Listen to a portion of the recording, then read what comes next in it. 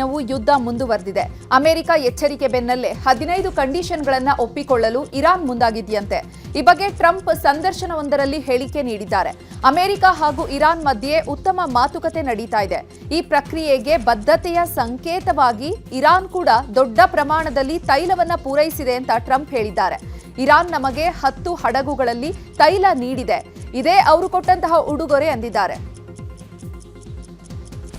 ಒಂದು ಕಡೆ ಸಂದರ್ಶನವೊಂದರಲ್ಲಿ Trump Iran ಜೊತೆ ಮಾತುಕತೆ ನಡೀತಾ ಇದೆ ಅಂತ ಹೇಳ್ತಾ ಇದ್ರೆ, ಮತ್ತೊಂದೆಡೆ ಇರಾನ್ಗೆ ಎಚ್ಚರಿಕೆ ಕೊಡ್ತಿದ್ದಾರೆ.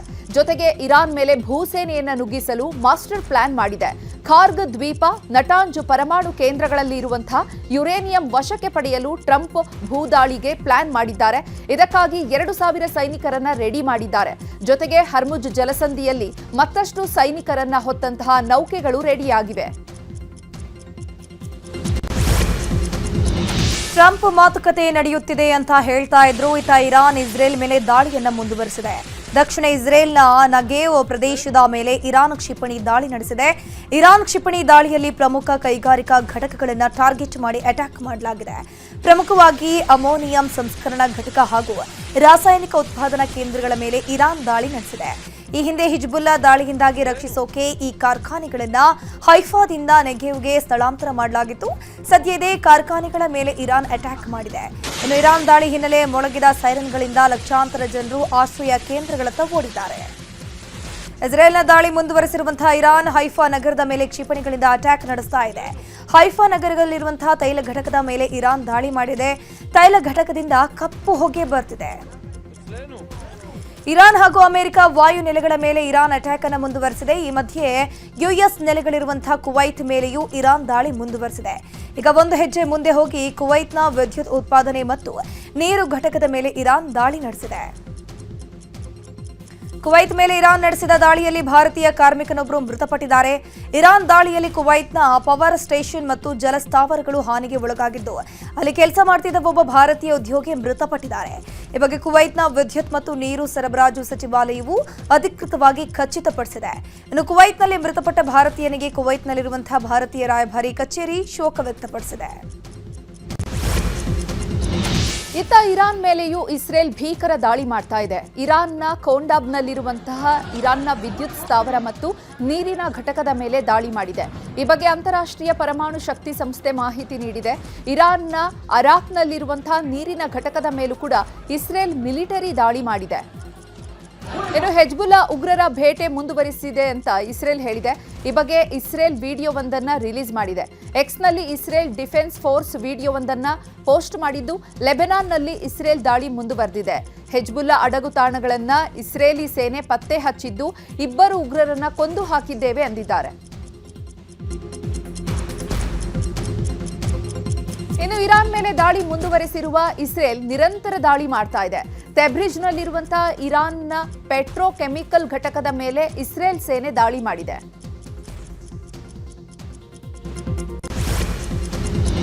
ಲೆಬನಾನ್ ಮೇಲೆ ದಾಳಿ ಮುಂದುವರೆಸಿರುವಂತಹ ಇಸ್ರೇಲ್ ದಕ್ಷಿಣ ಬೈರುತ್ ನಗರದ ಮೇಲೆ ಅಟ್ಯಾಕ್ ಅನ್ನು ಮುಂದುವರೆಸಿದೆ. ಡ್ರೋನ್ ಹಾಗೂ ಕ್ಷಿಪಣಿ ಕೇಂದ್ರಗಳ ಮೇಲೆ ಇಸ್ರೇಲ್ ಸೇನೆ ದಾಳಿ ನಡೆಸಿದೆ. ಹೆಜ್ಬುಲ್ಲಾದ ಭದ್ರಕೋಟೆಗಳೆಂದೇ ಪರಿಗಣಿಸಲಾಗಿರುವಂತಹ ದಕ್ಷಿಣ ಬೈರುತ್ನ ಹಲವು ನಗರಗಳ ಮೇಲೆ ಇಸ್ರೇಲ್ ದಾಳಿ ನಡೆಸಿದೆ.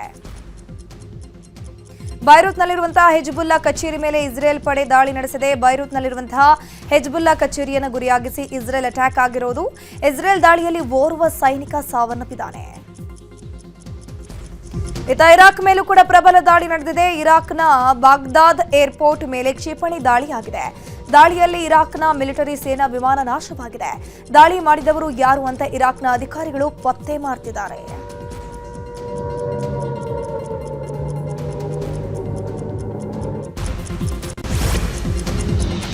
ಮಧ್ಯಪ್ರಾಚ್ಯ ದೇಶಗಳಲ್ಲಿ ನಿರಂತರವಾಗಿ ನಡೀತಾ ಇರುವ ಯುದ್ಧದಿಂದ ಭಾರತೀಯ ಆರ್ಥಿಕತೆಗೆ ಬಹುದೊಡ್ಡ ಹೊಡೆತ ಬಿದ್ದಿದೆ. ಅಮೆರಿಕದ ಡಾಲರ್ ಎದುರು ರೂಪಾಯಿ ಮೌಲ್ಯ ಸಾರ್ವಕಾಲಿಕ ಕನಿಷ್ಠ ಮಟ್ಟಕ್ಕೆ ಕುಸಿದಿದೆ. ಇಂದು ಪ್ರತಿ ಡಾಲರ್ಗೆ 94.65 ರೂಪಾಯಿಯಷ್ಟು ಕನಿಷ್ಠ ಮಟ್ಟವನ್ನು ತಲುಪಿದೆ. ರೂಪಾಯಿ ಮೌಲ್ಯ ನಿರಂತರವಾಗಿ ಕುಸಿತಾ ಇರೋದು ಹೂಡಿಕೆದಾರರಲ್ಲಿ ತೀವ್ರ ಆತಂಕ ಸೃಷ್ಟಿಸಿದೆ. ಇನ್ನು ದೇಶಾದ್ಯಂತ ಸೀಮೆ ಎಣ್ಣೆ ವಿತರಣೆ ಮಾಡುವಂತಹ ನಿಯಮವನ್ನ ಕೇಂದ್ರ ಸರ್ಕಾರ ಸಡಿಲಗೊಳಿಸಿದೆ. ಜಾಗತಿಕ ಮಟ್ಟದಲ್ಲಿ ಉಂಟಾಗಿರುವಂತಹ ತೈಲ ಬಿಕ್ಕಟ್ಟಿನ ಪರಿಸ್ಥಿತಿಯನ್ನ ಗಮನದಲ್ಲಿ ಇಟ್ಕೊಂಡು ಕೇಂದ್ರ ಸರ್ಕಾರ ಮನೆಗಳಿಗೆ ಅಗತ್ಯವಾದ ಸೀಮೆ ಎಣ್ಣೆಯನ್ನ ತಲುಪಿಸಲು ಈ ನಿರ್ಧಾರವನ್ನು ತೆಗೆದುಕೊಂಡಿದೆ. ಮುಂದಿನ 60 ದಿನಗಳವರೆಗೆ ಪೆಟ್ರೋಲ್ ಬಂಕ್ಗಳು ಸೇರಿದಂತೆ ಚಿಲ್ಲರೆ ಮಾರ್ಗಗಳ ಮೂಲಕ ಸೀಮೆ ಎಣ್ಣೆ ವಿತರಿಸಲಾಗುತ್ತಿದೆ. ಮಧ್ಯಪ್ರಾಚ್ಯದಲ್ಲಿ ಯುದ್ಧ ಹಿನ್ನೆಲೆ ಚಿಕ್ಕಬಳ್ಳಾಪುರದಲ್ಲಿ ಆಟೋ ಗ್ಯಾಸ್ಗೆ ಚಾಲಕರು ಪರದಾಡುವಂತಾಗಿದೆ. ಟೋಟಲ್ ಗ್ಯಾಸ್ ಬಂಕ್ ಬಂದ್ ಆಗಿದ್ದು ಗ್ಯಾಸ್ ಸಿಗದೆ ಆಟೋ ಚಾಲಕರು ಪರದಾಡುವಂತಾಗಿದೆ. 20 ವರ್ಷದಿಂದ ಆಟೋ ಓಡಿಸ್ತಾ ಇದ್ದೇನೆ. ನಮ್ಮ 2 ಮಕ್ಕಳಿದ್ದಾರೆ, ಓದ್ತಾ ಇದ್ದಾರೆ. ಇವಾಗ ಕಷ್ಟ ಆಗ್ಬಿಟ್ಟಿದೆ. ಗ್ಯಾಸ್ ಇಲ್ಲ, 2 ದಿವಸ ಗ್ಯಾಸ್ ಫುಲ್ ಇಲ್ಲ. ಇಲ್ಲಿ ಏನು ಮಾಡಿದ್ರೆ ಅರ್ಥ ಆಗ್ತಾ ಇಲ್ಲ. ಸುಮಾರು ಒಂದು 3 ದಿನದಿಂದ ಸಪ್ಲೈ ಬರ್ತಾ ಇಲ್ಲ ಸರ್, ಪ್ಲಾಂಟ್ ಇಲ್ಲ. ನಮಗೆ ಡೈಲಿ 2 ಟನ್ ಬೇಕು, ಬಟ್ ಈಗ 3 ದಿನದಿಂದ ಯಾವುದೇ ರೀತಿ ಸ್ಟಾಕ್ ಆಗ್ತಾ ಇಲ್ಲ ಪ್ಲಾಂಟ್. ಮಧ್ಯಪ್ರಾಚ್ಯ ದೇಶಗಳಲ್ಲಿ ಯುದ್ಧ ಹಿನ್ನೆಲೆಯಲ್ಲಿ ದೇಶದಾದ್ಯಂತ ಗ್ಯಾಸ್ ಸಿಲಿಂಡರ್ ಕೊರತೆ ಉಂಟಾಗಿದೆ. ಚಿತ್ರದುರ್ಗದ ಹೊಳಲ್ಕೆರೆ ಪಟ್ಟಣದಲ್ಲೂ ಗ್ಯಾಸ್ ಸಿಲಿಂಡರ್ ಸಮಸ್ಯೆ ಉಂಟಾಗಿದ್ದು ಗ್ಯಾಸ್ ಏಜೆನ್ಸಿ ಮುಂದೆ ಜನ ಸಾಲು ಕಟ್ಟಿ ನಿಂತಿದ್ದಾರೆ. ಬುಕಿಂಗ್ ಮಾಡಿದ್ರೂ ಸಿಲಿಂಡರ್ ತಲುಪದ ಹಿನ್ನೆಲೆ ಜನ ಗ್ಯಾಸ್ ಏಜೆನ್ಸಿ ಬಳಿ ಬಂದು ಸಿಲಿಂಡರ್ ಪಡೆಯೋಕೆ ಕ್ಯೂ ನಿಂತಿರೋದು. ಅದರ ಜೊತೆಗೆ ಖಾಲಿ ಸಿಲಿಂಡರ್ ತಂದು ಸರದಿ ಸಾಲಲ್ಲಿ ಜನ ನಿಂತಿದ್ದು ಸಿಲಿಂಡರ್ ಕೊಡುವಂತೆ ಮನವಿ ಮಾಡಿಕೊಳ್ತಿದ್ದಾರೆ. ದಕ್ಷಿಣ ಕನ್ನಡ ಜಿಲ್ಲೆಯ ಮಂಗಳೂರಿನಲ್ಲೂ ಆಟೋ ಚಾಲಕರು ಗ್ಯಾಸ್ ಇಲ್ಲದೆ ಪರದಾಡುವಂತಾಗಿದೆ. ಗ್ಯಾಸ್ ಸಿಗದೆ ಆಟೋ ಚಾಲಕರು ಗ್ಯಾಸ್ ಬಂಕ್ ಮುಂದೆ ಕ್ಯೂ ನಿಂತರು. ಮಂಗಳೂರಿನ ಬಲ್ಮಠ ರಸ್ತೆಯಲ್ಲಿರುವ ಗೋ ಗ್ಯಾಸ್ ಆಟೋ ಏಜೆನ್ಸಿ ಬಂಕ್ ಮುಂದೆ ಆಟೋಗಳು ಸಾಲುಗಟ್ಟಿ ನಿಂತಿವೆ. ಒಂದು ಗಂಟೆ ಆಯಿತು. ಅಬೌಟ್ ಸಾಧಾರಣ ಒಂದೂವರೆ ಕಿಲೋಮೀಟರ್ ದೂರದಿಂದ ಇನ್ನೂ ಕೂಡ ಲೈನಲ್ಲಿ ಇದ್ದೇನೆ. 15-20ಕ್ಕೆ ಆಗ್ಬೋದು. ಇದು ಬೆಳಿಗ್ಗೆನಂದು ಉಂಟಿದ್ದು. ಮತ್ತು ಯಾವ ಕಡೆ ಕೂಡ ಗ್ಯಾಸ್ ಇಲ್ಲ, ಖಾಲಿ ಇದೊಂದು ಮಾತ್ರ. ನಾವು ಏನೋ ಮಾಡಿದ್ರೆ ಈಗ ಗ್ಯಾಸಿಗೆ ಹಾಕಬೇಕು. ಎರಡು ದಿನ ಮುಗಿಯಿತು, ಆದರೆ ಸಿಗುವುದಿಲ್ಲ ಟೈಮ್. ಅಲ್ಲಿಂದ ಬಂದು ಇಲ್ಲಿ ಬಂತು, ಅಲ್ಲಿ ಎಲ್ಲಿ ಪಂಪ್ ಅಲ್ಲಿಲ್ಲ. 4-7 ಪಂಪ್ ಉಂಟು, ಎಲ್ಲಿ ಪಂಪು ಇಲ್ಲ. ಸೇರಿ ಇದೊಂದಲ್ಲಿ ಉಂಟು. ಇಲ್ಲಿ ನಾವು ಬಂದು 2-3 ಗಂಟೆ ತನಕ. ಉತ್ತರ ಕನ್ನಡ ಜಿಲ್ಲೆಯ ಕುಮಟಾದಲ್ಲೂ ಆಟೋ ಚಾಲಕರಿಗೆ ಗ್ಯಾಸ್ ಅಭಾವ ತಟ್ಟಿದೆ. ಕುಮಟಾದ ಆಳ್ವೆ ಕೋಡಿಯಲ್ಲಿರುವಂತಹ ಟೋಟಲ್ ಗ್ಯಾಸ್ ಬಂಕ್ ಮುಂದೆ ಆಟೋಗಳು ಗ್ಯಾಸ್ ತುಂಬಿಸೋಕೆ ಕ್ಯೂ ನಿಂತಿವೆ. ಗ್ಯಾಸ್ ಕಡಿಮೆ ಹಿನ್ನೆಲೆ ಒಂದು ಆಟೋಗೆ ಕೇವಲ 500 ರೂಪಾಯಿಗೆ ಮಾತ್ರ ಗ್ಯಾಸ್ ಅನ್ನು ತುಂಬಿಸಲಾಗ್ತಾ ಇದೆ. ಹೋಟೆಲ್ಗಳಲ್ಲಿ ಸಿಲಿಂಡರ್ ಸಮಸ್ಯೆ ಹಿನ್ನೆಲೆ ಆಹಾರ ಸಚಿವ ಮುನಿಯಪ್ಪ ಪ್ರತಿಕ್ರಿಯೆ ನೀಡಿದ್ದಾರೆ. ನಿನ್ನೆ ಹೆಚ್ಚುವರಿ ಸಿಲಿಂಡರ್ ಪೂರೈಕೆಗೆ ಕೇಂದ್ರ ಸರ್ಕಾರ ಆದೇಶ ನೀಡಿದೆ. ಇವತ್ತಿನಿಂದ ಸಿಲಿಂಡರ್ ಪೂರೈಕೆ ಮಾಡಲಾಗುತ್ತೆ. ನಾಳೆಯಿಂದ ಹೋಟೆಲ್ ಮಾಲೀಕರಿಗೆ ಸಿಲಿಂಡರ್ ಪೂರೈಕೆ ಆಗುತ್ತೆ ಅಂತ ಮುನಿಯಪ್ಪ ಹೇಳಿದ್ದಾರೆ. ಸದ್ಯ ಹೋಟೆಲ್ ಮಾಲೀಕರು ಭಯ ಬೀಳುವಂತಹ ಅವಶ್ಯಕತೆ ಇಲ್ಲ ಅಂದಿದ್ದಾರೆ. ಇವತ್ತು ಆಯಿಲ್ ಕಂಪನೀಸ್ ಎಲ್ಲನೂ ಆ ಡಿಸ್ಟ್ರಿಬ್ಯೂಟರ್ಸ್ ಯಾರ್ಯಾರು ಇದ್ದಾರೆ ಅವ್ರಿಗೆ ಕಳಿಸ್ತಾರೆ. ನಾಳೆ ಬೆಳಿಗ್ಗೆಯಿಂದ ಈ ಹೋಟ್ಲ್ಸ್ ಯಾರಿದ್ದಾರೆ 17,500 ಅನೌನ್ಸ್ ಮಾಡಿದ್ದೀನಲ್ಲ, ದೇ ವಿಲ್ ಗೆಟ್. ಹೋಟ್ಲ್ ಮಾಲೀಕರಾಗಲಿ ನೆನ್ನೆ ಏನೇನು ಹೇಳಿದ್ದೀನಿ ಅದೆಲ್ಲ ಕೂಡ ನಾಳೆ ಡೆಲಿವರಿ ಆಗ್ತದೆ. ಯಾರೂ ಆತಂಕ ಪಡಬೇಕಾಗಿಲ್ಲ. ಡೊಮೆಸ್ಟಿಕ್ನವರು ವಿನಾಕಾರಣ ಡಿಸ್ಟ್ರಿಬ್ಯೂಟರ್ ಇದ್ರದ್ದು ಹೋಗಬಾರ್ದು ಅಂತ ಹೇಳಿದ್ದೀನಿ. ಅವರು 25 ದಿನ ಆತನೇ ಬುಕ್ ಮಾಡಲಿ, ಅವ್ರಿಗೆ ಸಿಲಿಂಡರ್ ಸಿಗ್ತದೆ. ಗ್ರಾಮಾಂತರ ಪ್ರದೇಶದಲ್ಲಿ 45 ದಿನ. ಮಂಡ್ಯದಲ್ಲೂ ಕಮರ್ಷಿಯಲ್ ಗ್ಯಾಸ್ ಅಭಾವ ಉಂಟಾಗಿದೆ. ಈ ಹಿನ್ನೆಲೆಯಲ್ಲಿ ಹೋಟೆಲ್ ಮಾಲೀಕರು ಸೌದೆ ಒಲೆಯ ಮೊರೆ ಹೋಗಿದ್ದಾರೆ. ಸೌದೆ ಒಲೆ ಬಳಸಿ ಆಹಾರವನ್ನು ತಯಾರಿಸಲಾಗ್ತಿದೆ. ಮಂಡ್ಯದ ಹಲವು ಹೋಟೆಲ್ಗಳಲ್ಲಿ ಸೌದೆ ಬಳಸಲಾಗ್ತಾ ಇದೆ. ಹೋಟೆಲ್ ಬಂದ್ ಮಾಡಿದ್ರೆ ಗ್ರಾಹಕರನ್ನ ಕಳ್ಕೊಳ್ಳುವಂತಹ ಭೀತಿಯಲ್ಲಿರುವ ಮಾಲೀಕರು ಈ ಹಿನ್ನೆಲೆ ಹೇಗಾದರೂ ಆಹಾರವನ್ನು ಸಿದ್ಧಪಡಿಸಬೇಕಾದ ಅನಿವಾರ್ಯತೆಯಲ್ಲಿದ್ದಾರೆ. ಈಗ ಒಂದು 15 ದಿನದಿಂದ ಸಿಲಿಂಡರ್ಗಳ ಅಭಾವ ಎಲ್ಲ ಕಡೆನೂ. ಕಮರ್ಷಿಯಲ್ ಸಿಲಿಂಡರ್ ಎಲ್ಲೂ ಸಿಗ್ತಾ ಇಲ್ಲ. ಗೃಹ ಬಳಕೆ ಸಿಲಿಂಡರ್ಗಳನ್ನ ನಾವುಗಳು ಯೂಸ್ ಮಾಡಂಗಿಲ್ಲ. ನಮ್ಮ ಹತ್ರ ಇರೋ ಸಿಲಿಂಡರಲ್ಲಿ ಎಲ್ಲರನ್ನೂ ಮ್ಯಾನೇಜ್ ಮಾಡ್ಕೊ ಬಂದಿದ್ದೀವಿ. ಈ ಸೌದೆ ಒಲೆನ ಉಪಯೋಗಿಸ್ತಾ ಇದ್ದೀವಿ. ನಮ್ಮ ಗೋಡನ್ನಲ್ಲಿ ಸೌದೆ ಒಲೆ ಉಪಯೋಗಿಸ್ತಾ ಇದ್ದೀವಿ. ನಾರ್ತ್ ಇಂಡಿಯನ್ ಚೈನೀಸ್ಗೆ ಇರೋ ಸಿಲಿಂಡ್ರಲ್ಲಿ ಮ್ಯಾನೇಜ್ ಮಾಡ್ಕೊತಾ ಇದ್ದೀವಿ. ಈಗ ಡಿಮ್ಯಾಂಡ್ ಜಾಸ್ತಿ ಆಗಿದ್ದರಿಂದ ಸೌದೆಗಳು ಸಿಗ್ತಾ ಇಲ್ಲ. ಒಣ ಸೌದೆಗಳು ಸಿಗ್ತಾ ಇಲ್ಲ. ಹಸಿ ಸೌದೆಗಳು ಸಿಗುತ್ತೆ. ಹಸಿ ಸೌದೆಗಳು ತಂದು ಯೂಸ್ ಮಾಡೋದಕ್ಕಾಗಲ್ಲ. ಹೋಟೆಲ್ ಯುದ್ಧದಿಂದಾಗಿ ರಾಜ್ಯದಲ್ಲಿ ಗ್ಯಾಸ್ ಸಿಲಿಂಡರ್ ಅಭಾವ ಹೆಚ್ಚಾಗಿದೆ. ಈ ಬಗ್ಗೆ ಬಿಜೆಪಿ ಶಾಸಕ ಅಶ್ವಥ್ ನಾರಾಯಣ್ ಪ್ರತಿಕ್ರಿಯೆ ಕೊಟ್ಟಿದ್ದಾರೆ. ಪರಿಸ್ಥಿತಿ ಈಗ ಉತ್ತಮ ಆಗ್ತಿದೆ. ವಾಣಿಜ್ಯ ಸಿಲಿಂಡರ್ಗಳ ಪ್ರಮಾಣ ಹೆಚ್ಚು ಮಾಡಿದ್ದಾರೆ. ಕಷ್ಟಕರ ಪರಿಸ್ಥಿತಿಯಲ್ಲೂ ಕೇಂದ್ರ ಸರ್ಕಾರ ಪರಿಸ್ಥಿತಿಯನ್ನು ಉತ್ತಮವಾಗಿ ನಿಭಾಯಿಸುತ್ತಿದೆ. ಮೋದಿಯವರು ಭಾರತಕ್ಕೆ ಅನಾನುಕೂಲ ಆಗದಂತೆ ಪರಿಸ್ಥಿತಿ ನಿಭಾಯಿಸಿದ್ದಾರೆ ಅಂತಂದ್ರು. ಇನ್ನು ಕೆಲವರು ಪರಿಸ್ಥಿತಿಯ ಲಾಭ ಪಡ್ಕೊಳ್ತಾ ಇದ್ದಾರೆ. ಕೃತಕ ಅಭಾವ ಸೃಷ್ಟಿ ಮಾಡಿ ಕೆಲವರು ಅನುಕೂಲ ಪಡೆದಿದ್ದಾರೆ. ಇಂಥದ್ದಕ್ಕೆಲ್ಲ ಅವಕಾಶ ಕೊಡದೆ ಕೇಂದ್ರ ನಿಭಾಯಿಸುತ್ತಿದೆ ಅಂತಂದ್ರು. ಇದೇ ವಿಚಾರವಾಗಿ ಆರ್ ಅಶೋಕ್ ಕೂಡ ಮಾತನಾಡಿದ್ದಾರೆ. ಯಾವುದೇ ರೀತಿ ಅನಾನುಕೂಲತೆ ಆಗದ ರೀತಿಯಲ್ಲಿ ಇಡೀ ಪರಿಸ್ಥಿತಿಯನ್ನು ನಿರ್ವಹಣೆಯನ್ನು ಮಾಡ್ತಿರುವಂಥದ್ದು ನಮಗೆಲ್ಲರಿಗೂ ಸಂತೋಷ. ಹಾಗಾಗಿ ಜನರಿಗೆ ಯಾವುದೇ ಕಷ್ಟ ಬರದ ರೀತಿಯಲ್ಲಿ ಇಡೀ ಪರಿಸ್ಥಿತಿಯನ್ನು ನಿರ್ವಹಣೆಯನ್ನು ಮಾಡ್ತಿದ್ದಾರೆ.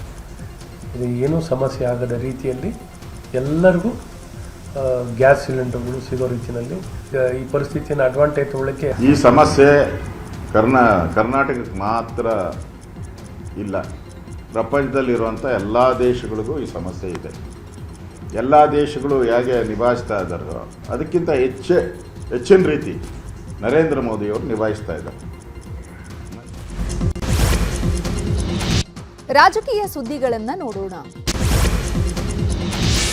ಬಾಗಲಕೋಟೆ ಉಪಚುನಾವಣೆ ಕಣ ರಂಗೇರಿದೆ. ಬಾಗಲಕೋಟೆ ಅಖಾಡದಲ್ಲಿ ಸಿಎಂ ಸಿದ್ದರಾಮಯ್ಯ ಇಂದು ಭರ್ಜರಿ ಪ್ರಚಾರ ಮಾಡ್ತಿದ್ದಾರೆ. ಬಾಗಲಕೋಟೆಯ ಸುತಗುಂಡೂರ ಗ್ರಾಮದಲ್ಲಿ ಸಿಎಂ ಸಿದ್ದರಾಮಯ್ಯ ತಮ್ಮ ಅಭ್ಯರ್ಥಿ ಉಮೇಶ್ ಮೇಟಿ ಪರ ಪ್ರಚಾರ ಮಾಡಿದ್ರು. ಊಟದ ಬಳಿಕ ನಾಯಗೇಹಗರಿ ಗ್ರಾಮದಲ್ಲಿ ಸಿಎಂ ಸಿದ್ದರಾಮಯ್ಯ ಪ್ರಚಾರ ಮಾಡಿದ್ರು. ಸಿಎಂಗೆ ಸಚಿವ ಶಿವಾನಂದ ಪಾಟೀಲ್, ಆರ್ಬಿ ತಿಮ್ಮಾಪುರ್ ಸೇರಿದಂತೆ ಕಾಂಗ್ರೆಸ್ ನಾಯಕರು ಸಾಥ್ ಕೊಟ್ರು. ಪ್ರಚಾರದ ವೇಳೆ ಮಾತನಾಡಿದ ಸಿಎಂ, ಮೇಟಿಯವರ ಸ್ಥಾನಕ್ಕೆ ಅವರ ಮಗನನ್ನ ಅಭ್ಯರ್ಥಿಯಾಗಿ ಮಾಡಿದ್ದೇವೆ. ಉಮೇಶ್ ಮೇಟಿಯನ್ನ ನೀವು ಗೆಲ್ಲಿಸಬೇಕು ಅಂತ ಅಂದಿದ್ದಾರೆ. ಬಿಜೆಪಿ ಅಧಿಕಾರದ ಅವಧಿಯಲ್ಲಿ ಯಾವ ಅಭಿವೃದ್ಧಿ ಕೆಲಸವನ್ನು ಮಾಡಲಿಲ್ಲ. 13 ವರ್ಷದಿಂದ ಯುಕೆಪಿ ಗೆಜೆಟ್ ನೋಟಿಫಿಕೇಶನ್ ಮಾಡಲಿಲ್ಲ. ಭೂಮಿ ಪರಿಹಾರ ಕೂಡ ಬಿಜೆಪಿ ಸರ್ಕಾರ ನೀಡಲಿಲ್ಲ ಅಂತ ವಾಗ್ದಾಳಿ ನಡೆಸಿದ್ದಾರೆ. ಇನ್ನು ಪ್ರಚಾರದ ವೇಳೆ ಮಾತನಾಡಿದ ಸಚಿವ ಆರ್ಬಿ ತಿಮ್ಮಾಪುರ್, ಬಿಜೆಪಿ ಅಭ್ಯರ್ಥಿ ವೀರಣ್ಣ ಚರಂತಿಮಠ ವಿರುದ್ಧ ಆಕ್ರೋಶ ವ್ಯಕ್ತಪಡಿಸಿದ್ರು. HY ಮೇಟಿ ಮನೆಯಲ್ಲಿ ಎಲ್ಲಾ ಸಮುದಾಯದ ಜನ ಹೋಗ್ತಾರೆ, ಆದ್ರೆ ಚರಂತಿಮಠ ಮನೆಗೆ ಯಾರಿಗಾದ್ರೂ ಕರೆದಿದ್ದಾರಾ ಅಂತ ಪ್ರಶ್ನೆ ಮಾಡಿದ್ರು. ಇನ್ನು ನಾಯನೇಗಲಿ ಗ್ರಾಮದಲ್ಲಿ ಪ್ರಚಾರವನ್ನ ಮುಗಿಸಿಕೊಂಡು ರಾಂಪುರ ಗ್ರಾಮದಲ್ಲಿ ಸಿಎಂ ಪ್ರಚಾರ ಮಾಡಿದ್ರು. ಈ ಸಭೆಯಲ್ಲಿ ಸಚಿವ ಭೈರತಿ ಸುರೇಶ್, ಶಿವಾನಂದ ಪಾಟೀಲ್, ಶಾಸಕ ಅಪ್ಪಾಜಿ, CS ನಾಗಗೌಡ ಸೇರಿದಂತೆ ಕಾಂಗ್ರೆಸ್ನ ಹಲವು ನಾಯಕರು ಭಾಗಿಯಾಗಿದ್ರು. ಬಾಗಲಕೋಟೆ, ದಾವಣಗೆರೆಯಲ್ಲಿ ಸಿಎಂ ಪ್ರಚಾರದ ಬಗ್ಗೆ ವಿಪಕ್ಷ ನಾಯಕ ಅಶೋಕ್ ಪ್ರತಿಕ್ರಿಯೆ ಕೊಟ್ಟಿದ್ದಾರೆ. ಸಿದ್ದರಾಮಯ್ಯನವರಿಗೆ ಆತಂಕ ಇರೋದು ಡಿಕೆಯಿಂದ. ಬೈ ಎಲೆಕ್ಷನ್ ಅಲ್ಲಿ ಸೋತ್ರೆ ಸಿದ್ದರಾಮಯ್ಯ ಕುರ್ಚಿ ಕಿತ್ಕೊಳ್ಳೋದು ಗ್ಯಾರಂಟಿ. ಅದಕ್ಕಾಗಿ ಸಿದ್ದರಾಮಯ್ಯ ಚಿಂತೆಯಿಂದ ಬಾಗಲಕೋಟೆ, ದಾವಣಗೆರೆಯಲ್ಲಿ ಹೆಚ್ಚೆಚ್ಚು ಪ್ರಚಾರ ಮಾಡ್ತಿದ್ದಾರೆ ಅಂತಂದ್ರು. ಈ ಎರಡೂ ಕ್ಷೇತ್ರಗಳಲ್ಲಿ ಕಾಂಗ್ರೆಸ್ ಸೋತ್ರೆ DK ಶಿವಕುಮಾರ್ಗೆ ಸಿಎಂ ಆಗೋ ಚಾನ್ಸ್ ಇದೆ ಅಂತ ಹೇಳಿದ್ರು. ಈಗಾಗಲೇ ಜಮೀರ್ ಅಹಮದ್ ಕೂಡ ಕಾಣದಂತೆ ಮಾಯವಾಗಿದ್ದಾರೆ ಅಂತ ಹೇಳಿದ್ದಾರೆ. ಬಾಗಲಕೋಟೆ ಬೈ ಎಲೆಕ್ಷನ್ ಅಖಾಡ ರಂಗೇರಿದೆ. ಇಂದು ಬಿಜೆಪಿ ಅಭ್ಯರ್ಥಿ ವೀರಣ್ಣ ಚರಂತಿಮಠ ಭರ್ಜರಿ ಕ್ಯಾಂಪೇನ್ ಮಾಡಿದ್ರು. ಬೆಳಿಗ್ಗೆಯೇ ದೀಪಂ ಕಾಲೋನಿಯಲ್ಲಿ ಬಿಜೆಪಿ ಅಭ್ಯರ್ಥಿ ವೀರಣ್ಣ ಚರಂತಿಮಠ ಕ್ಯಾಂಪೇನ್ ಮಾಡಿದ್ದಾರೆ. ಪ್ರಚಾರಕ್ಕೂ ಮುನ್ನ ಸತ್ಯನಾರಾಯಣ ದೇವಸ್ಥಾನಕ್ಕೆ ಭೇಟಿ ನೀಡಿ ಪೂಜೆ ಸಲ್ಲಿಸಿದ್ರು. ಇನ್ನು ಬಾಗಲಕೋಟೆ ಅಭ್ಯರ್ಥಿ ಪರ ಬಿಜೆಪಿ ರಾಜ್ಯಾಧ್ಯಕ್ಷ BY ವಿಜಯೇಂದ್ರ ಪ್ರಚಾರ ಮಾಡಿದ್ರು. ಬಾಗಲಕೋಟೆಯ ಹಲವು ವಾರ್ಡ್ಗಳಲ್ಲಿ ವಿಜಯೇಂದ್ರ ತಮ್ಮ ಅಭ್ಯರ್ಥಿ ಪರ ಮತಯಾಚನೆ ಮಾಡಿದ್ರು. ಬಾಗಲಕೋಟೆ ಹಳೆ ನಗರದಲ್ಲಿ ಪ್ರಚಾರ ಮಾಡಿದ ಬಳಿಕ ಸಮುದಾಯವಾರು ಸಭೆ ನಡೆಸಿದ್ರು. ವಿದ್ಯಾಗಿರಿಯಲ್ಲಿರುವಂತಹ ಬಾಲಾಜಿ ಮಂದಿರದಲ್ಲಿ ಹಾಲುಮತ ಸಮುದಾಯದ ಸಭೆ ನಡೆಸಿದ್ರು. ಇನ್ನು ಬಾಗಲಕೋಟೆಯಲ್ಲಿ ಪ್ರಚಾರದ ವೇಳೆ ವಿಜಯೇಂದ್ರ ಅಚ್ಚರಿ ಹೇಳಿಕೆ ನೀಡಿದ್ದಾರೆ. ಎರಡೂ ಕ್ಷೇತ್ರಗಳಲ್ಲೂ ಬಿಜೆಪಿ ಅಭ್ಯರ್ಥಿಗಳ ಪರ ಕಾಂಗ್ರೆಸ್ ಪಕ್ಷದವರು ಕೆಲಸ ಮಾಡ್ತಿದ್ದಾರೆ ಎಂದಿದ್ದಾರೆ. ಈ ಬಗ್ಗೆ ನಾನು ಪ್ರಾಮಾಣಿಕವಾಗಿ ಹೇಳ್ತಿದ್ದೀನಿ, ಉಡಾಫೆಯಿಂದ ಹೇಳ್ತಾ ಇಲ್ಲ. ಕಾಂಗ್ರೆಸ್ ಪಕ್ಷದವರು ನಮಗೆ ಒಳಗೊಳಗೆ ಸಹಕಾರವನ್ನು ನೀಡ್ತಿದ್ದಾರೆ. ಹಾಗೆ ಬಿಜೆಪಿ ಅಭ್ಯರ್ಥಿ ಗೆಲುವಿಗೆ ಯಾರೇ ಕೆಲಸ ಮಾಡಿದ್ರೂ ನಾನು ಸ್ವಾಗತ ಮಾಡ್ತೇನೆ ಎಂದಿದ್ದಾರೆ. ಭಾರತೀಯ ಜನತಾ ಪಾರ್ಟಿ ಅಭ್ಯರ್ಥಿನ ಗೆಲ್ಲಿಸಬೇಕು ಅಂತೇಳಿ ಕಾಂಗ್ರೆಸ್ ಪಕ್ಷದವರು ಕೆಲಸ ಮಾಡ್ತಾ ಇದಾರೆ ಎರಡೂ ಕ್ಷೇತ್ರದಲ್ಲಿ. ನಾನು ಪ್ರಾಮಾಣಿಕವಾಗಿ ಹೇಳ್ತೇನೆ, ನಾನು ಸುಮ್ಮನೆ ನಿಮ್ಗೆ ಹೇಳಿಕೆ ಸುಮ್ಮನೆ ಉಡಾಫೆ. ಇನ್ನು ಬಿಜೆಪಿ ಅಭ್ಯರ್ಥಿ ಗೆಲುವಿಗೆ ಕಾಂಗ್ರೆಸ್ ಒಳಗೊಳಗೆ ಸಹಕಾರ ನೀಡ್ತಾ ಇದೆ ಎಂಬ ವಿಜಯೇಂದ್ರ ಹೇಳಿಕೆಗೆ ಸಚಿವ ಸತೀಶ್ ಜಾರಕಿಹೊಳಿ ಪ್ರತಿಕ್ರಿಯೆ ನೀಡಿದ್ದಾರೆ. ಸಹಕಾರ ಒಳಗಿದೆಯೋ ಹೊರಗಿದೆಯೋ ಅಂತ ಫಲಿತಾಂಶದ ದಿನ ಗೊತ್ತಾಗುತ್ತೆ ಎಂದಿದ್ದಾರೆ. ಅವರ ಪರವಾಗಿದ್ದವರು ನಮ್ಮ ಪರವೂ ಇದ್ದಾರೆ ಎಂದಿದ್ದಾರೆ. ಅದೇ 4 ತಾರೀಕು ಗೊತ್ತಾಗೋದು, ಅದು ಒಳಗಿದೆಯೋ ಹೊರಗಿದೆಯೋ ಅಂತ 4 ತಾರೀಕೆ ಗೊತ್ತಾಗೋದು. ನಮ್ಮ ಹೆಂಗೆ ಹೇಳೋದು ಈಗ ನಾವು ಈಗ ಅವ್ರ ಪರವಾಗಿದ್ದವ್ರು ನಂಬ್ಕೊಂಡು ಹೋದಾರೆ. ಈಗ BJP ಅವರು ನಮಗೂ ಒಳಗಿದ್ದಾರೆ. ಈಗ ಸುಮಾರು ಜನ ಇದ್ದಾರೆ. ಇದೇ ಕಾಂಗ್ರೆಸ್ಸಿನ ಭದ್ರಕೋಟೆ. ಇದು ಮುಂಚೆಯಿಂದ ಕೂಡ 4 ಸಾರಿ ನಾವು ಗೆದ್ದಿದ್ದೀವಿ. 1 ಸಾರಿ ಮೇಟಿ ಅವರು MP ಆಗಿದ್ದಾರೆ ಲೀಡಾಗಿ. ಸೊ ಇದು ನಮ್ಮದು, ನಾವು ಕಳ್ಕೊಂಡಿದ್ದೀವಿ. ನಾವು ಗೆಲ್ಲೇಬೇಕಂತ. ರಾಜ್ಯದ ಉಪಚುನಾವಣಾ ಅಖಾಡಕ್ಕೆ ಕೇಂದ್ರ ಸಚಿವ HD ಕುಮಾರಸ್ವಾಮಿ ಎಂಟ್ರಿ ಆಗ್ತಾ ಇದ್ದಾರೆ. ಏಪ್ರಿಲ್ 4ರಂದು ಮತ್ತು 5ರಂದು HD ಕುಮಾರಸ್ವಾಮಿ ಪ್ರಚಾರ ನಡೆಸಲಿದ್ದಾರೆ. ಏಪ್ರಿಲ್ 4ರಂದು ದಾವಣಗೆರೆ ದಕ್ಷಿಣ ವಿಧಾನಸಭಾ ಕ್ಷೇತ್ರ ಹಾಗೂ ಏಪ್ರಿಲ್ 5ರಂದು ಬಾಗಲಕೋಟೆಯಲ್ಲಿ ಬಿಜೆಪಿ ಅಭ್ಯರ್ಥಿಗಳ ಪರ HDK ಬ್ಯಾಟಿಂಗ್ ಬೀಸಲಿದ್ದಾರೆ. ಉಪಚುನಾವಣೆ ಪ್ರಚಾರಕ್ಕೆ ಡಿಸಿಎಂ ಡಿಕೆ ಶಿವಕುಮಾರ್ ನಾಳೆಯಿಂದ ಅಧಿಕೃತವಾಗಿ ಎಂಟ್ರಿ ಆಗಲಿದ್ದಾರೆ. ನಾಳೆ ದಾವಣಗೆರೆ ವಿಧಾನಸಭಾ ಕ್ಷೇತ್ರದಲ್ಲಿ ಡಿಸಿಎಂ ಡಿಕೆ ಶಿವಕುಮಾರ್ ಪ್ರಚಾರವನ್ನು ಮಾಡುತ್ತಾರೆ. ಪ್ರಚಾರದ ಜೊತೆಗೆ ಡಿಸಿಎಂ ಡಿಕೆ ಶಿವಕುಮಾರ್ ಸರಣಿ ಸಭೆಗಳನ್ನು ನಡೆಸಲಿದ್ದಾರೆ. ನಾಳೆ ಮಧ್ಯಾಹ್ನ 12 ಗಂಟೆಗೆ ಚುನಾವಣಾ ಉಸ್ತುವಾರಿ ಸಚಿವರು ಕಾಂಗ್ರೆಸ್ನ ಹಿರಿಯ ನಾಯಕರೊಂದಿಗೆ ಸಭೆ ಇದೆ. ಬಳಿಕ ಕೆಪಿಸಿಸಿ ಚುನಾವಣಾ ವೀಕ್ಷಕರೊಂದಿಗೆ ಡಿಕೆಶಿ ಸಭೆ ನಡೆಸಲಿದ್ದಾರೆ. ನಾಳೆ ದಾವಣಗೆರೆಯಲ್ಲೇ ವಾಸ್ತವ್ಯ ಹೂಡಲಿರುವಂತಹ ಡಿಸಿಎಂ ನಾಡಿದ್ದು ಬಾಗಲಕೋಟೆಯಲ್ಲಿ ಪ್ರಚಾರ ಮಾಡುತ್ತಾರೆ. ಶಾಸಕರಿಗೆ ಐಪಿಎಲ್ ಟಿಕೆಟ್ ಮತ್ತು ಚಿನ್ನಸ್ವಾಮಿ ಸ್ಟೇಡಿಯಂ ಬಗ್ಗೆ ಡಿಸಿಎಂ ಡಿಕೆ ಶಿವಕುಮಾರ್ ಆರ್ಸಿಬಿ ಮತ್ತು ಕೆಎಸ್ಸಿಎ ಪದಾಧಿಕಾರಿಗಳ ಜೊತೆ ಸಭೆ ನಡೆಸಿದ್ದಾರೆ. ಡಿಕೆಶಿ ನಿವಾಸದಲ್ಲೇ ಸಭೆ ನಡೆದಿದ್ದು, ಸಭೆಯಲ್ಲಿ ಕೆಎಸ್ಸಿಎ ಅಧ್ಯಕ್ಷ ವೆಂಕಟೇಶ್ ಪ್ರಸಾದ್ ಮತ್ತು ಡಿಎನ್ಎ ಆರ್ಸಿಬಿ ಪದಾಧಿಕಾರಿಗಳು ಭಾಗಿಯಾಗಿದ್ದರು. ಸಭೆ ಬಳಿಕ ಮಾತನಾಡಿದ ಡಿಸಿಎಂ ಡಿಕೆಶಿ, ಐಪಿಎಲ್ ಟಿಕೆಟ್ ವಿಚಾರವಾಗಿ ಸ್ಪೀಕರ್ ಜೊತೆಗೂ ಮಾತನಾಡಿದ್ದೆ. ಶಾಸಕರಿಗೆ ಐಪಿಎಲ್ ಮ್ಯಾಚ್ನ 3 ಟಿಕೆಟ್ ಕೊಡಲು ಒಪ್ಪಿದ್ದಾರೆ. ಇದೇ ವೇಳೆ ಸ್ಟೇಡಿಯಂ ಬಗ್ಗೆಯೂ ಕೂಡ ಮಾತುಕತೆ ಮಾಡಿದ್ದೇನೆ ಅಂದ್ರು. ಇನ್ನು ಸ್ಟೇಡಿಯಂ ಸೀಟ್ ಅನ್ನ ಹೆಚ್ಚಿಸೋದಕ್ಕೆ ಅವರು ಚಿಂತನೆ ಮಾಡಿದ್ದಾರೆ. ಅದಕ್ಕಾಗಿ ಸರ್ಕಾರಕ್ಕೆ ಪ್ರಪೋಸಲ್ ಪ್ರೆಸೆಂಟ್ ಮಾಡಿ ಎಂದಿದ್ದೇನೆ ಅಂದ್ರು.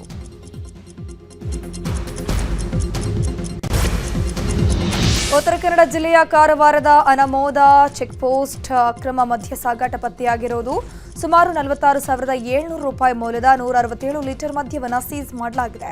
ಅಬಕಾರಿ ಇಲಾಖೆಯ ಸಿಬ್ಬಂದಿಯಿಂದ ವಾಹನ ತಪಾಸಣೆ ವೇಳೆ ಲಾರಿಯಲ್ಲಿ ಅಕ್ರಮ ಮದ್ಯ ಸಾಗಿಸುತ್ತಿದ್ದಿರುವುದು ಗೊತ್ತಾಗಿದೆ. ಗುಜರಾತ್ ಮೂಲದ ಲಾರಿ ಚಾಲಕ ಯೋಗೇಶ್ ಭಾಯ್ ಎಂಬಾತನನ್ನು ಅರೆಸ್ಟ್ ಮಾಡಲಾಗಿದೆ. ಇನ್ನು ಫುಟ್ ಮಿಸ್ಟರ್ ಕಂಪನಿಯ ಪರಿಕರಗಳನ್ನು ಮರೆಮಾಚಿ ಮದ್ಯ ಸಾಗಣೆ ಮಾಡಲಾಗುತ್ತಿತ್ತು. ವಾಹನ, ಕಾಂಕ್ರೀಟ್ ಯಂತ್ರ ಮತ್ತು ಮದ್ಯ ಸೇರಿದಂತೆ ಒಟ್ಟು 45 ಲಕ್ಷ ಮೌಲ್ಯದ ವಸ್ತುಗಳನ್ನು ಸೀಸ್ ಮಾಡಲಾಗಿದೆ. ಸ್ನೇಹಿತನ ಬರ್ತ್ಡೇಗೆ ಹೋಗಿದ್ದ ಯುವಕ ಅಪಘಾತವಾಗಿ ಹೆಣವಾಗಿದ್ದಾನೆ. ಮೈಸೂರಿನ ಪಿರಿಯಾಪಟ್ಟಣ ತಾಲೂಕಿನ ಬೈಲುಕುಪ್ಪೆ ಮುಖ್ಯ ರಸ್ತೆಯಲ್ಲಿ ಈ ಘಟನೆ ಸಂಭವಿಸಿದೆ. ಅನಿಲ್ ಅಪಘಾತದಲ್ಲಿ ಮೃತಪಟ್ಟ ಯುವಕ ನಿನ್ನೆ ಸಂಜೆ ಸ್ನೇಹಿತನ ಹುಟ್ಟುಹಬ್ಬಕ್ಕೆ ಕುಶಾಲನಗರದಿಂದ ಬೈಲುಕುಪ್ಪೆಗೆ ಬರುವಾಗ ಅಪಘಾತ ಆಗಿದೆ. ಅಪರಿಚಿತ ಕಾರು ಆಟೋವೊಂದಕ್ಕೆ ಡಿಕ್ಕಿಯಾಗಿ ನಿಯಂತ್ರಣ ಕಳೆದುಕೊಂಡಂತಹ ಆಟೋ ಬೈಕ್ನಲ್ಲಿ ಬರ್ತಾ ಇದ್ದಂತಹ ಅನಿಲ್ಗೆ ಡಿಕ್ಕಿಯಾಗಿದೆ. ಈ ವೇಳೆ ಕೆಳಗೆ ಬಿದ್ದಂತಹ ಅನಿಲ್ ಮೇಲೆ ಕಾರು ಹರಿದು ಸಾವನ್ನಪ್ಪಿದ್ದಾನೆ. ಧಾರವಾಡದಲ್ಲಿ ರಾಷ್ಟ್ರೀಯ ಹೆದ್ದಾರಿ 4ರಲ್ಲಿ ಕಾರು ಧಗಧಗನೆ ಹೊತ್ತಿ ಉರಿದಿದೆ. ಹುಬ್ಬಳ್ಳಿಯಿಂದ ಬೆಳಗಾವಿಗೆ ಹೋಗುತ್ತಿದ್ದಂತಹ ಕಾರಿನ ಎಂಜಿನ್ನಲ್ಲಿ ದೋಷ ಕಾಣಿಸಿಕೊಂಡು ಬೆಂಕಿಗಾಹುತಿಯಾಗಿದೆ. ಅದೃಷ್ಟವಶಾತ್ ಕಾರಿನಲ್ಲಿದ್ದವರು ಪ್ರಾಣಾಪಾಯದಿಂದ ಪಾರಾಗಿದ್ದಾರೆ. 2 ದಿನಗಳ ಕಾಲ ರಾಜ್ಯದಲ್ಲಿ ಭಾರೀ ಮಳೆಯಾಗಲಿದೆ ಅಂತ ಹವಾಮಾನ ಇಲಾಖೆ ಮುನ್ಸೂಚನೆ ಕೊಟ್ಟಿದೆ. ಈ ಹಿನ್ನೆಲೆಯಲ್ಲಿ ರಾಜ್ಯದ 22 ಜಿಲ್ಲೆಗಳಿಗೆ ಯೆಲ್ಲೋ ಅಲರ್ಟ್ ಘೋಷಿಸಲಾಗಿದೆ. ಬೀದರ್, ಕಲಬುರಗಿ, ಬಾಗಲಕೋಟೆ, ಬೆಳಗಾವಿ, ಶಿವಮೊಗ್ಗ, ದಕ್ಷಿಣ ಕನ್ನಡ, ಕೊಡಗು, ಬೆಂಗಳೂರು, ಕೋಲಾರ, ತುಮಕೂರು, ಉಡುಪಿ ಸೇರಿದಂತೆ 22 ಜಿಲ್ಲೆಗಳಲ್ಲಿ ಭಾರೀ ಮಳೆಯಾಗುವ ಸಾಧ್ಯತೆ ಇದೆ.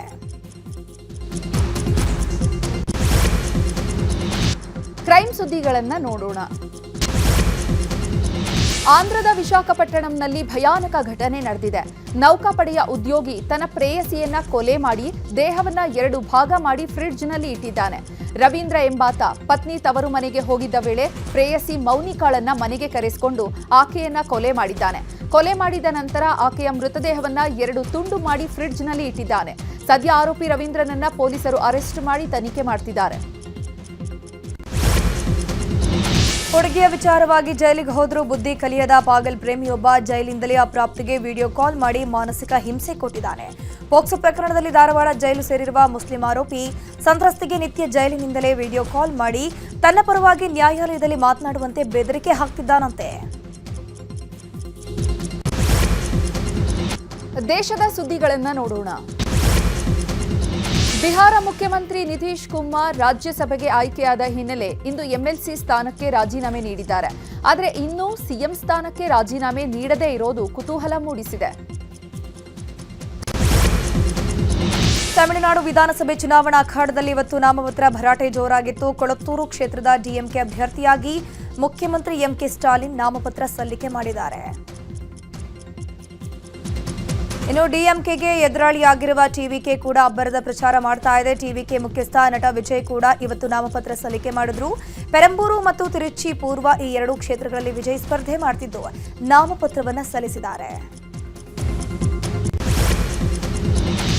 ಕೇರಳದಲ್ಲಿ ವಿಧಾನಸಭಾ ಚುನಾವಣೆಯ ಕಾವು ರಂಗೇರಿದೆ. ಅಭ್ಯರ್ಥಿಗಳು ಅಬ್ಬರದ ಪ್ರಚಾರ ನಡೆಸುತ್ತಿದ್ದಾರೆ. ಇವತ್ತು ಲೋಕಸಭಾ ವಿಪಕ್ಷ ನಾಯಕ ರಾಹುಲ್ ಗಾಂಧಿ ಕಾಂಗ್ರೆಸ್ ಪಕ್ಷದ ಅಭ್ಯರ್ಥಿಗಳ ಪರ ಪ್ರಚಾರಕ್ಕಾಗಿ ಪತ್ತನಂತಿಟ್ಟಿಗೆ ಆಗಮಿಸಿದ್ದಾರೆ. ಈ ವೇಳೆ ಮೋದಿ ವಿರುದ್ಧ ರಾಹುಲ್ ಕಿಡಿಕಾರಿದ್ರು. ಭಾರತದಲ್ಲಿ ವಿಧ್ವಂಸಕ ದಾಳಿಗಳನ್ನು ಆಯೋಜಿಸೋಕೆ ಬಾಂಗ್ಲಾದೇಶದಿಂದ ಯೋಜನೆ ರೂಪಿಸುತ್ತಿದ್ದ ಲಷ್ಕರ್ ಎ ತೊಯ್ಬಾ ಸಂಘಟನೆಯ ಶಂಕಿತ ಕಾರ್ಯಕರ್ತನನ್ನ ದೆಹಲಿ ಪೊಲೀಸರು ಅರೆಸ್ಟ್ ಮಾಡಿದ್ದಾರೆ. ದೆಹಲಿ ಗಡಿಯ ಬಳಿ ಆತನನ್ನು ಬಂಧಿಸಲಾಗಿದೆ. ವಿಮಾನ ಪ್ರಯಾಣಿಕರಿಗೆ ಡಿಜಿಸಿಎ ಗುಡ್ ನ್ಯೂಸ್ ನೀಡಿದೆ. ಏಪ್ರಿಲ್ 20ರಿಂದ ವಿಮಾನದಲ್ಲಿ 60% ಅಷ್ಟು ಸೀಟುಗಳನ್ನು ಉಚಿತವಾಗಿ ಆಯ್ಕೆ ಮಾಡುವಂತಹ ಆದೇಶ ಜಾರಿಯಾಗಲಿದೆ ಅಂತ ನಾಗರಿಕ ವಿಮಾನಯಾನ ಸಚಿವಾಲಯ ತಿಳಿಸಿದೆ.